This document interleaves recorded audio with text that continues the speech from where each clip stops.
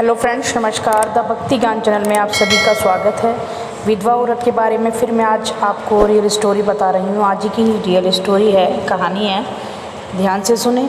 विधवा औरत के घर में शादी है, फंक्शंस हैं, तैयारियाँ चल रही हैं, शादी भी है, आजबान लगे हैं। विधवा औरत को किसी भी चीज़ में नहीं पूछा गया। विधवा के घर में ही शादी है, उसके आदमी के सगे चाचा के लड़के की शादी है, बिल्कुल घर के बराबर में ही घर है। फिर भी ना ही उसे कार्ड दिया गया, ना ही उसे बुलाया गया, ना ही उसे किसी नेक टेले के लिए कहा गया। कल कार्ड दिया गया था, जब भी नहीं बुलाया गया। और कल बहू का सामान भी दिखाया गया था, वो जब भी उसको नहीं बुलाया गया।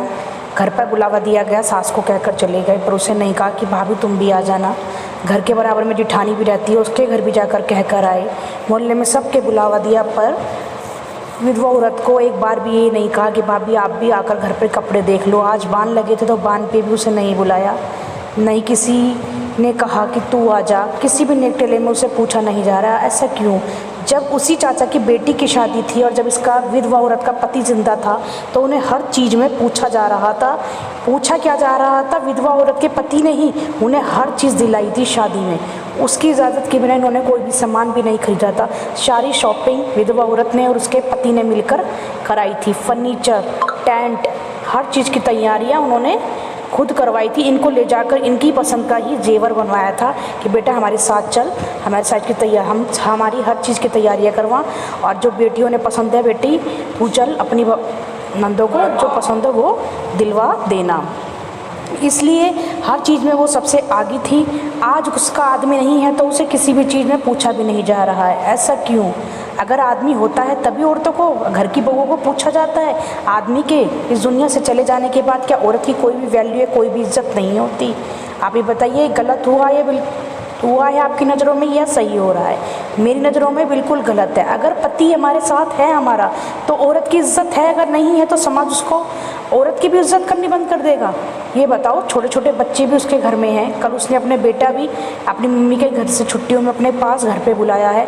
किसी ने उस छोटे से बेटे को भी ये नहीं बोला कि बेटा आ जा, घर पे आ जा, तेरी चाचा की शादी है। कोई नहीं बुला रहा किसी भी चीज़ में, किसी चीज़ में ना ही पूछ रहे हैं।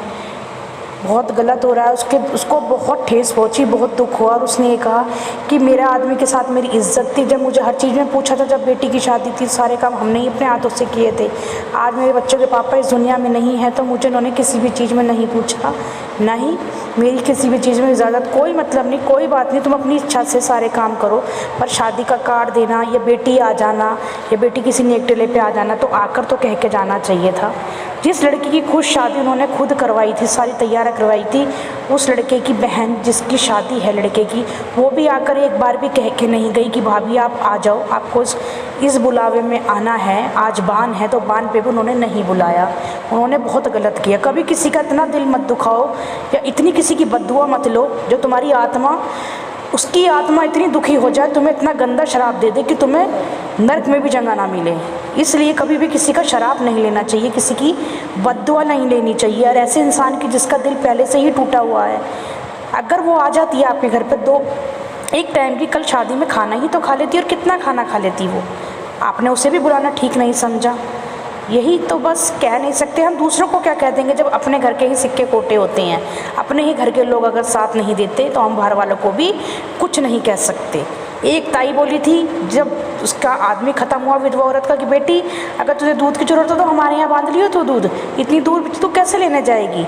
अरे तुम्हारी भैंस अगर एक दिन में 20 किलो, 25 किलो, 30 किलो, 40 किलो भी दूध देती है, और एक एक भैंस हो चाहे 2 भैंस हो, और तुम बाहर डेयरियों पर बेचते हो, तुम्हारा घर में इतना दूध बढ़ता जाता है। अगर तुम आधा किलो दूध इस विधवा औरत को दे दो कि वो अपने बच्चों का चाय पानी दूध में उनका पेट भर दे, छोटे छोटे इसके 2 बच्चे, तो आपको तो कितना पुण्य लगेगा।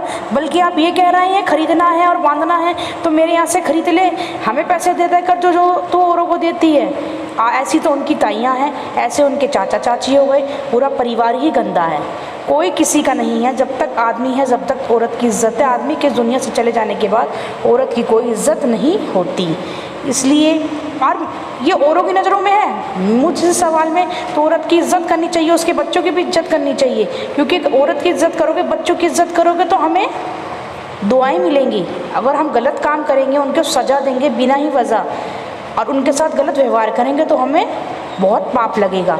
हम ही सोच रहे हैं हमारी नज़रों में हमने कुछ भी गलत नहीं किया, हमने क्या गलत करा, पर हमें ऊपर वाला भगवान तो देख रहा है कि जो हम गलत कर रहे हैं वो हमें भुगतना ही है, उन कर्मों का फल हमें अवश्य मिलेगा। अगर आज हम सामने वाले को दुखी कर रहे हैं तो आने वाले टाइम पर हम भी दुख होंगे या हमें दुखों का सामना करना होगा, क्योंकि जैसी करनी वैसी भरनी, सबको इसी जन्म में अपने करने के फलों का भुगतान करना है। आपको मेरी वीडियो अच्छी लगे तो लाइक ज़रूर करना। सुनने के लिए थैंक यू सो मच। पर वो छोटी सी बेटी जो सबको आते जाते देख रही है, उसका मन बहुत उदास है और कह रही है उनके घर में शादी है, वो कैसे जाए जब उसकी माँ को ही नहीं बुलाया गया। बहुत दुख होता है, घर के बराबर में डीजे लगे हुए हैं, शादी है और उनको बुलाया भी नहीं गया, ना ही उन्हें पूछा गया किसी भी चीज़ में।